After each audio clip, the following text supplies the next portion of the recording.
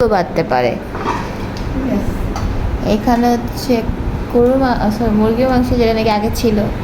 এটা হলো করলা ভাজি, এটা হলো কচু শাক, আর এটা হলো জাটকা ইলিশ দিয়া। হ্যাঁ, আর এই যে রাঁধুনি, শিরা রাঁধুনি। এখন ফার্স্টে কি দিয়ে খাবো বলো?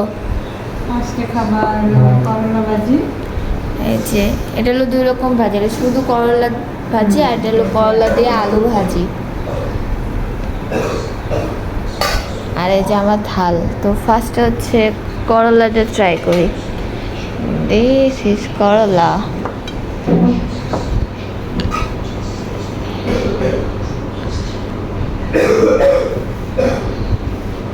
করলা আর সাথে নিয়ে নিব লেবু। আর খালামুনি নিচ্ছে আলু দিয়ে কি কয় আলুর করলা ভাজি। খালামুনি এটা খাইতেছে, আমিও খাবো। এটা একটু ভাজা ভাজা আর ওটা একটু মানে সবুজ সবুজ। তোমার তো ভালোই লাগতেছে। কেন?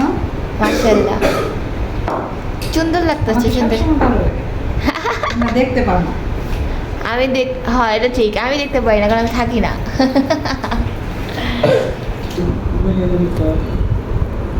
গরমে থাকে না, বাইরে হাওয়া বাতাস ঢুকে